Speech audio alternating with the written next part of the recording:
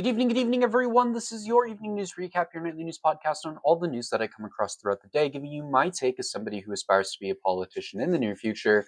Hopefully, all you guys are doing wonderful. Hopefully, all you guys are well. Today is the 11th of February, and it is Wednesday. Hopefully, all you guys are having a wonderful week so far. If you're new here, please consider subscribing. All the support would be greatly appreciated, as we are trying to reach 1,000 subscribers on YouTube by this summer. And if you're on Substack, please consider subscribing as well. It's $8 a month.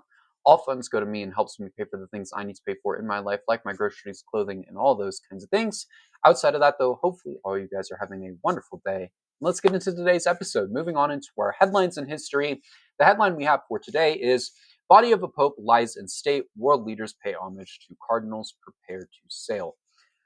This is from February 11th of 1939. The body of Pope Pius XI was placed in a dim half light of the Sistine Chapel underneath the vaulted ceiling, frescoed by Michelangelo's magic brush.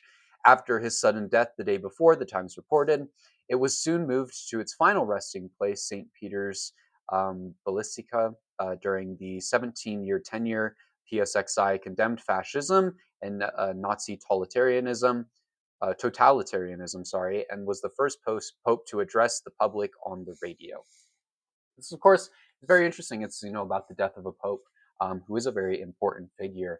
And of course, this was a pope that opposed fascism and all of that.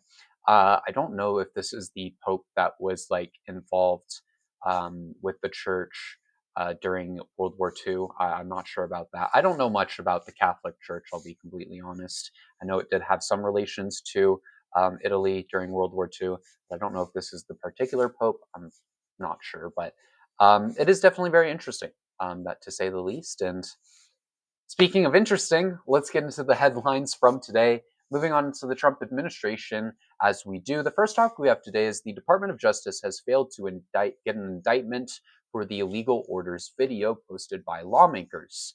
The Trump administration has failed to indict Democratic lawmakers for urging service members not to comply with illegal orders from Trump and his administration, according to a new report from NBC. Trump officials failed to convince a single juror that they had met the threshold to bring charges against the lawmakers, something that is extremely hard to do. This means unless they continue to pursue charges against these lawmakers, Senator Mark Kelly and others will not be charged for anything, and they shouldn't be. This, of course, is good news. None of these lawmakers broke the law, and they all know that. I mean, all of them served in the military. Of course, they know what regulations they have to follow. They know the rules that they have to follow and all of that. And of course, they're going to remind current service members that they have rights because they are politicians who are previously service members. I mean, that's just kind of common sense, right? It really is. Nothing here done here was illegal or against the law. um, you know, that's why they failed to get an indictment in the first place, and it's why they're going to continue to fail, likely. There's no reason why these people should be prosecuted. None of them did anything illegal. All they did was tell service members that they have rights, and they have rights to follow those rights. In other news, Pam Bondi screamed at lawmakers today for asking about Epstein. For those who don't know, Pam Bondi had a congressional hearing today, and it was quite interesting to say the least. I watched about an hour and a half of it today while I had the opportunity. It was definitely something.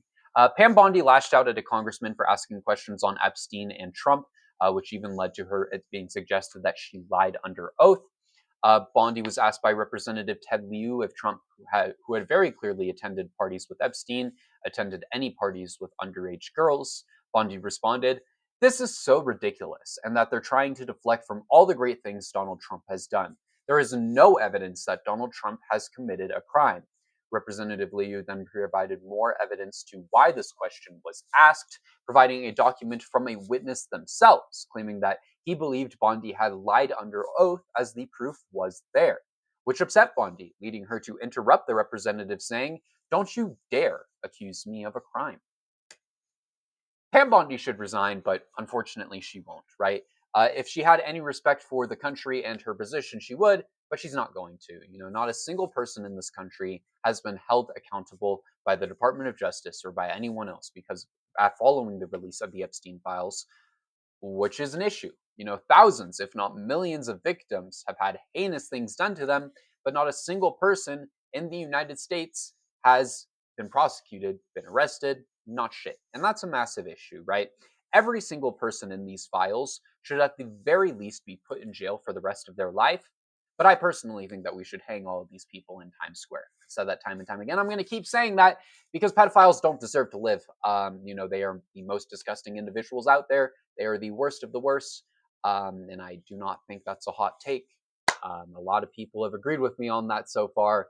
I'm going to keep saying that because that's what I believe. I don't believe anyone who touches a child deserves to have the right to live their life. Anyways, moving on into our other news segment, or not our other news segment. What am I talking about? That's next. Moving on into our next topic, Pam Bondi has refused to acknowledge the Epstein survivors. Attorney General Pam Bondi refused to directly apologize to survivors of Jeffrey Epstein while being questioned at the House Judiciary Committee. Bondi was asked by Rep. Pramila Jayapal if survivor, or she was asked by the representative. Holy crap! She was asked by the representative to apologize. Pramila Jayapal. I cannot speak right now. Like, this is a fat tongue twister, and it shouldn't be. Holy. Asked the survivors present to please raise their hand if they still had not been able to meet with the Department of Justice, to which she noted all survivors raised their hands. She then asked Bondi, will you turn to them now and apologize for what your Department of Justice has put them through with the absolutely unacceptable release of the Epstein files and their information? Bondi did not turn to the victims and instead spoke about her predecessor. When asked again to turn and apologize, Bondi said, I'm not going to get in the gutter for her theatrics. Why not apologize? The Department of Justice has done nothing to help the survivors of Jeffrey Epstein. Absolutely nothing. They've only made their situation worse by leaking information and identities of these survivors, along with so much more. Does an apology do anything? No, absolutely not. An apology does nothing. But it speaks volumes that she is refusing to apologize to these people for something that is very clearly her fault because it's under her guidance where these issues are happening, right? It's not like apologizing is a hard thing to do. It's not at all. Maybe it is for this administration, but it's not that hard to turn to someone and genuinely say, I am sorry. It's not. It is 2 words, right? 2 words. And the fact that this administration would rather complain and deny and bring up other people than actually be genuine and, be moral and be good people says a lot about who they are. Anyways, moving on into our other news segment for tonight, where we have quite a few topics here. A Republican is demanding to investigate the NFL and Bad Bunny for the halftime show. House Republicans are calling on the Federal Communications Commission to investigate Bad Bunny and the NFL for the Super Bowl halftime show, suggesting the content of the performance and the lyrics were illegal. In a post on Twitter, Representative Randy Fine wrote, today I sent a letter to Brandon Carr, FCC, urging him to immediately open an investigation into the NFL and NBC Universal. The woke garbage that we witnessed on the Super Bowl Sunday needs to be investigated and put to an end. There is no reason that over 130 million people, including children, should have been exposed to the vulgar and disgusting content of the 2026 Super Bowl halftime show. It's time to get answers about what happened and why this was allowed to take place now. This was so dumb. There was nothing about Bad Bunny's halftime show that was illegal.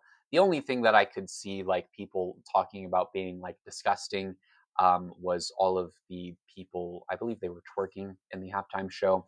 But correct me if I'm wrong. I'm pretty sure that that's a substantial part of dancing through Latin American culture. At least from what I've witnessed in my lifetime growing up in California, that seems to be a very common thing when it comes to dancing in the culture of Latin America. Maybe I'm wrong, but growing up in California, I've seen it pretty frequently with people dancing. It's not an uncommon thing for me to see, right? For what I've seen in my life, and it's not like I'm going out there and seeking to witness people twerking, right? It's not like I'm going to events or stuff to witness that. But in my experience, it's not something that's completely uncommon, right? But also calling the Bad Bunny halftime show woke garbage is absolutely insane. And if you agree with that, you really do need to go take a history lesson and rewatch the show, because there's a lot that came out of the message of the Bad Bunny halftime show. The big one being, we're all America. We all live in the Western Hemisphere. We all, are from the American continents, right? We are all America. But not just that, it talked about the oppression, throughout, Latin America and in Puerto Rico specifically, which really is a big deal. At the end of the day, it is. And um, anyone who says the Bad Bunny halftime show is garbage truly just has no knowledge on the significance behind the halftime show. And anyone who does think it is garbage really should go educate themselves, truly. In other news, a shooting has unfortunately taken place in British Columbia, Canada. A mass shooting has taken place at a school in British Columbia, Canada, leaving 9 dead, 7 on campus, and 2 more found in a nearby home. A woman, which police believe was the shooter, was also found dead from self-inflicted wounds. According to the Royal Canadian Mounted Police, 25 total were injured, and 2 were airlifted to an hospital with life-threatening injuries following the shooting at Tumbler Ridge Secondary School.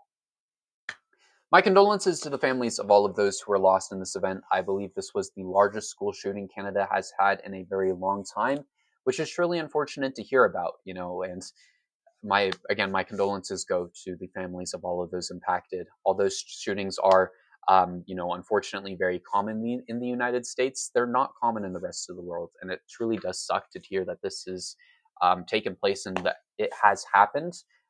We'll see if an investigation goes into it, and if anything big comes out of it, I will, as always, keep you guys updated. But with that being said, let's move into our next topic. This one is really interesting. A general strike is looking to start on March 7th. Organizers across the country are preparing a massive general strike starting March 7th in retaliation to the Trump administration's failures and a list of other negatives from this administration. Organizers are requesting everyone to stop working, to stop paying taxes, to stop spending, and to only buy necessities like food and water going forward, starting at this general strike. This, of course, is very interesting and a very important thing. I received a few DMs on TikTok about this, which is what raised my interest in this. And I haven't heard from any organizers yet, particularly. But if you are an organizer out there for these events, please do reach out to me. I really would appreciate all the information you can provide to me, so I can talk about this and get the information out, because this is a really important thing. My email is fadejamesnews@gmail.com. It's on genuinely all my platforms in the description of everything, I believe. So go shoot me an email if you have information on that. I would truly appreciate it. Or shoot me an email whenever if you have information or questions. I am totally for getting emails. I love emailing people. It is my favorite thing to do. So if you ever want to email me, please feel free. Outside of that, though, this is a very important thing. Obviously, a long-term general strike does take a lot of time, effort, and commitment. But I think, under the current circumstances in this country, it is very possible. It, of course, takes community. Anyone with knowledge on these movements is going to understand and know that it takes community. And I hope that if you do partake in this general strike, you get involved with those around you, because it's really important that you do if you want to be successful in something like this, right? A strike of this level for multiple days will do enough economic damage to the point where they will have to say something. And let's see how long it takes. I'd give it about a week. That's my ballpark estimate, a week or two. Because a lot of people not working is going to do a lot of economic damage, just as a lot of people not spending any money is going to do a lot of economic damage, right? If we can bring the country to a total halt, they have to do something, right? They can't just sit around with their dick in their hand, for a lack of a better term, right there, and just do absolutely nothing like we've seen on a regular basis, right? If the economy of this country genuinely starts suffering, something needs to be done. And hopefully that ends up in the removal of this administration. We'll have to see, right? But a general strike is a big deal. Again, if anyone has any information, shoot me an email. I would love to talk about this more. I would love to hear almost all the information I can. I would love to bring more awareness to this, because this is a very important thing. This is going to be a long-term general strike, right? And it's very important that people know what they need for this. It's very important that people are prepared for this, and all those kinds of things. So again, please reach out to me. I would truly appreciate it.